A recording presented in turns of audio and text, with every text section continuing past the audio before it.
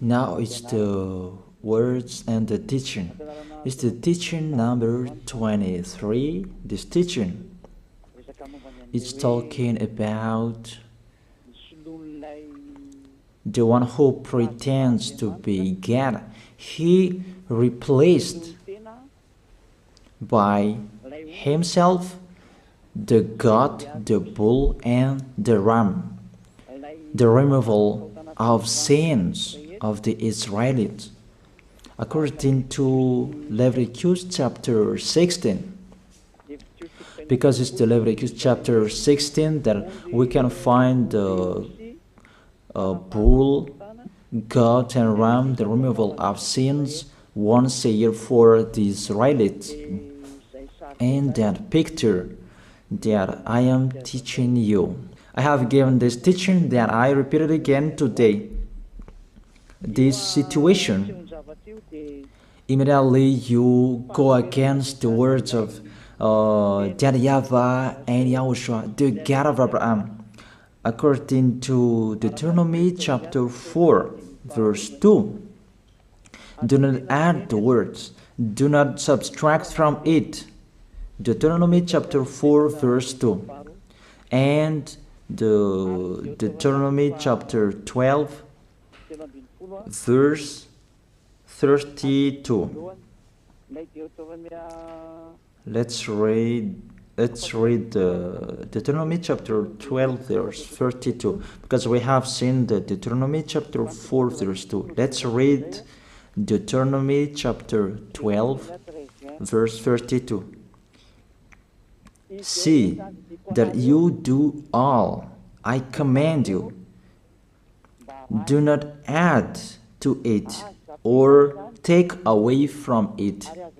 That is the Deuteronomy chapter 12, verse 32. Let me read it again.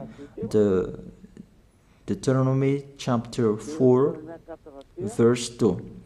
Do not add to what I command you, and do not subtract from it, but keep the commands of YAHVAH your God that I gave you.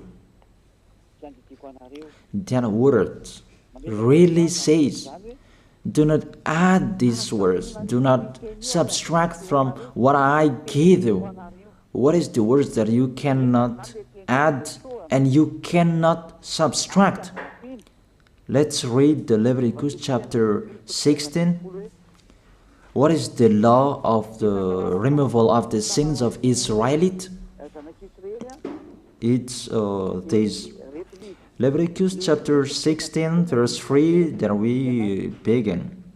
These order that cannot be changed, but we know it together. As your questions as well, they replaced it to Jesus and Jesus. I don't despise that. We can see that together. So you should think about that. Leviticus chapter 16, verse 3. This is how Aaron to enter the most holy place. He must first bring a young bull for a sin offering and a ram for a burnt offering. This we say together, that exists to bring a young bull for a sin offering and a ram for a burnt offering. In the verse 5, from the Israelite community, he is to take 2 male goats for a sin offering and a ram for a burnt offering. It means there are bull, goat, and ram. Leviticus chapter 16 and the verse 34. This is to be a lasting ordinance for you. Atonement is to be made once a year for all the sins of the Israelites. That is already in the verse 34. That's it. This is to be a lasting ordinance. What is the lasting ordinance? To bring God, bull and ram, and they sacrificed them.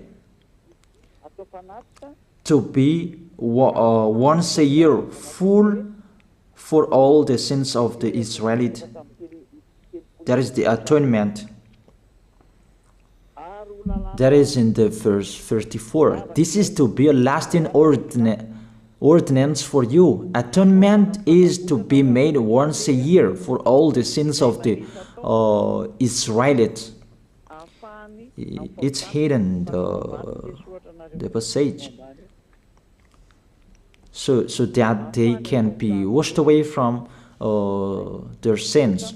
It's really clear, the removal of sins that is made once a year for Israelites, that you cannot add, you cannot subtract from it, that you offer a bull, goat and ram, you cannot replace it. You cannot replace it to Jesus and Jesus. It's a lasting ordinance. If you observe the 10 Commandments, it's bull, goat and ram that you bring if you want to be washed away from your sins. That is it. That what's happening according to church leaders, that we don't know what do they mean, but they dare remove these words and they put Jesus and Jesus in this situation to replace the goat, bull and the ram. And it's they who say that. We can see that together, Jesus and Jesus, they broke the law. And if it's a lawbreaker, you are a team worker with the devils, because devils, they have been sinning from the beginning. And to sin, it means you break the law. So we have proved that Jesus breaks the law here. Let's read it according to 1 John chapter 3.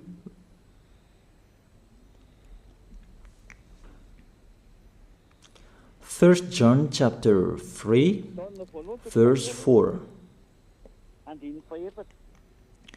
Everyone who sins breaks the law. In fact, sin is lawlessness.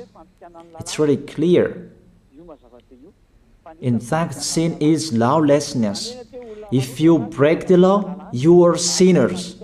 It's clear here that Jesus and Jesus, they are sinners because they break the law. We can see it together because he took the place of the lamb and he stayed in that role.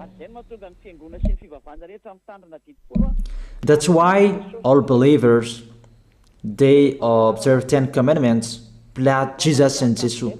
Open your eyes with this passage that I show you. Think about that. It's enough, the deception that this fake God did to you. It's really too much. It depends on if you still keep listening to them, or you will be conscious that it's really fake. Many people slander me about this teaching. They cannot support the truth, but it depends on each of you. And you who want to be baptized, and you are going to be baptized, I tell you, don't listen to the slander. Those are fake. Eliah's words is simple. Those are fake. Those are lies. To take people away from their sins is the one who can't sin anymore. The one who is not a sinner anymore, that can't do that. It's really impossible that the leader is a sinner, that their believers are taken away from their sins. That doesn't exist in the Holy Scripture. That what is in your book? Good trees produce good fruits, and bad trees produce bad fruits. That good trees will never produce bad fruits, and bad fruits will never produce good fruits. It's only good trees who can produce good fruits. So if the ambassador of Yahushua, Ziyadiyah, Elia, can take people away from their sins, he is good. That's what it means. If people who are with him can or taken away from their sins, it's really the ambassador of Yahushua who is not a sinner, and there is no sins in him. So with this baptism, there are many people who slander. So I give an instruction, don't listen to that. Those are fake. They just pray that so that you will not enter the goodness of Yahushua. So don't follow that. That is not a slander. We have seen it together. I have given you the words. You have listened together. We have watched it together. Did Jesus and Jesus do the good thing? If we look at the book of Moses, the God of Abraham really said, do not add and subtract my words. So you cannot put Jesus and Jesus in the Leviticus chapter 16. That you say that he replaced the sacrifice because you observed the 10 commandments, and you say that through him that you can be washed away from your sins. That's not fair. That to take your sins away, if we're talking about 10 commandments, to take your sins away, it's the God, bull and ram. Those are those to remove your sins. Why did this church leader enter this terrible situation? Because it's really to break the law. To break the law, they just go against the Leviticus chapter 16. They just go against it. And they replaced to the false God. False because he just break the law. He goes against the God of Abraham. We can see it here. He goes against the God of Abraham. That is called YAHVAH, and YAHOSHUAH is his son. Because the God of Abraham really said, do not add my words and do not subtract from it. Keep, that is the law of your God, and that order. You cannot add, you cannot subtract, and you cannot touch.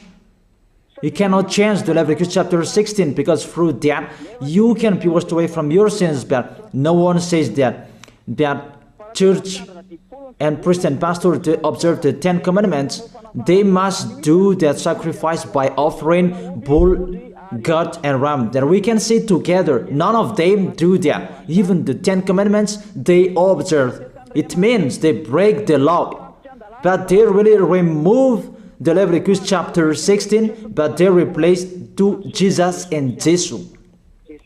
It means you go against the words of the God of Abraham. And will you accept that? Will you accept that it's true what you are doing?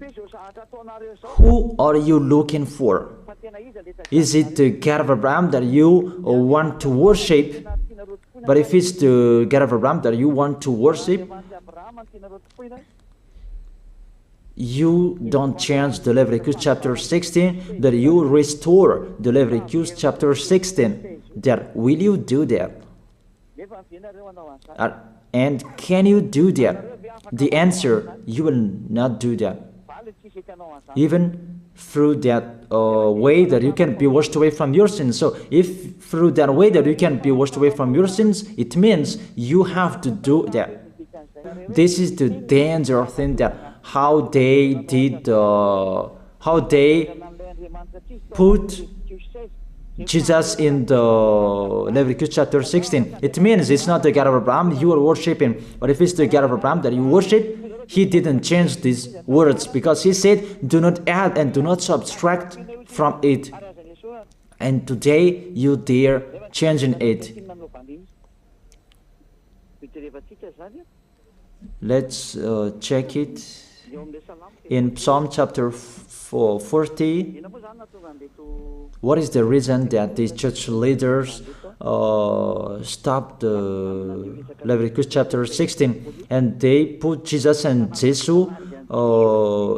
in it? They replaced those things to Jesus and Jesus. And let me tell you, this is the reason, and they cannot go against that. They cannot deny that.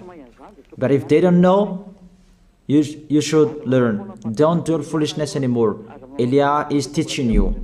If you want to save your spirit, but if you don't want to save your spirit, you're going to face the consequences. Let's read it in Psalm chapter 40, verse 6 to 8. Psalm chapter 40, verse 6 to 8. Sacrifice and offering you did not desire, but my ears you have opened. Then I can hear well that I don't need sacrifice and offering and all around that anymore. Burnt offerings and sin offerings you did not require. Here, those are not required anymore. According to this passage, Leviticus chapter 16 is destroyed. And because it's one covenant, you cannot enter it anymore because it's destroyed. You cannot add, you cannot subtract from it. And if you cannot enter it according to the word saying you cannot add and you cannot subtract, the God of Abraham didn't allow you to do the offerings anymore. The logical thing, you cannot enter it anymore, because if you still in it, you make yourself sinners forever, and sinners cannot enter the heaven of heaven, the evil doers. Obviously, it's really forbidden to observe 10 commandments, because it's really the way that you can be with that YAHVAH that is blocked, because you become sinners forever. There is no offering to take your sins away anymore. So it's a foolishness to enter in this situation. That is it. The new covenant is needed, because the 10 commandments and the law of Moses cannot be done anymore, cannot be observed anymore, because of the sacrifices cannot be done anymore. And fake gods, they don't care. Their goal is to make people sin. And they enter in this Leviticus chapter 16, and it's to force God who replaced by himself the bull, goat, and ram. And there was the question about, because of the book of Psalm, that's why they put Jesus in the book of Leviticus. You see, I don't speak something that doesn't make sense. And I don't accuse you that that's what they are doing. And that is it, how it was stopped. And it's really justified in the book of Isaiah chapter 66 verse 3. Those who sacrifices like those who worships an idol. But whoever sacrifices a bull is like one who kills a person, and whoever offers a lamb is like one who breaks a dog's neck. That is really terrible, that if you offer a lamb, it's like the one who breaks a dog's neck. Whoever makes a grain offering is the one who presents pig's blood. That cannot be done. And whoever burns a memorial incense is like one who worships an idol. So here, the offering is all closed and stopped. That's why church leader, fake gods, they entered the Leviticus chapter 16. They don't see with their eyes that it cannot be added and it cannot be subtracted from it. They don't know these words. They are waiting for Eliah. That's why Eliah restored the true word. This or the true word. If you want to be saved and follow me, follow Eliah. But the term to follow Eliah that people cannot support. And what else will I say? Will you follow who? Even all of you or sinners, you do your foolishness. Will you follow sinners to go to hell? Why don't you follow Eliah to be someone who never sinned if you are with him? What is the problem with that? If it's about jealousness, that's not fair. But if you're looking for God, you are really happy to hear me. If you're looking for the God of Abraham, you are happy to hear me. You are really dancing at home there. Thank you, Eliah, the ambassador of Yahushua. That's what I am waiting for. You should say that with your mouth, not to add your anger, not or just to hate me.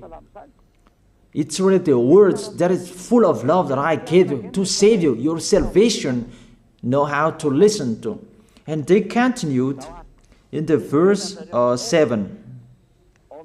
Psalm chapter 40 verse 7. Then I said, here I am, I have come, it is written about me in the scroll. Verse 8. I desire to do your will, my God. Your law is within my heart. And they took these words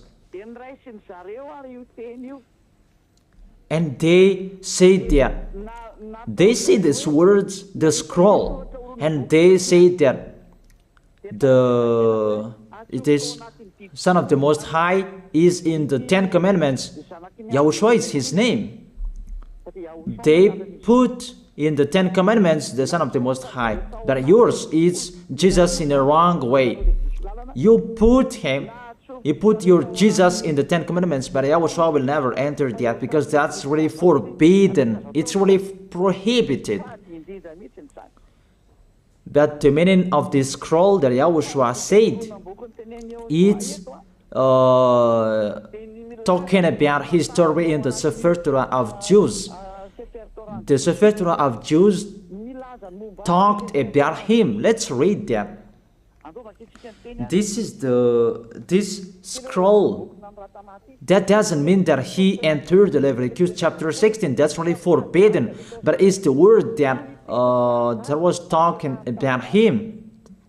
Let me give you the words saying that according to Luke chapter 24.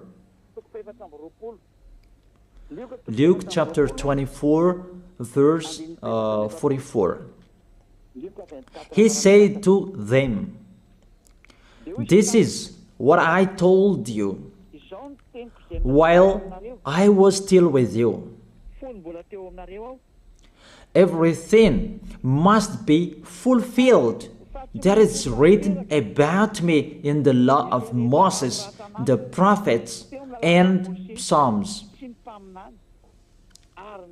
The words about him in the law of Moses, the prophets, and the psalm, that must be fulfilled. But he didn't say, I will replace the Leviticus chapter 16. That's really forbidden, an abomination in front of that YAHVAH, because he has said, do not add the words and do not subtract from it. And the words about him, it's about the new covenant that he was going to accomplish. He was going to fulfill, that he was dead on the cross to establish the new covenant. That's why he shed his blood. And let's read first John chapter 5 verse 46.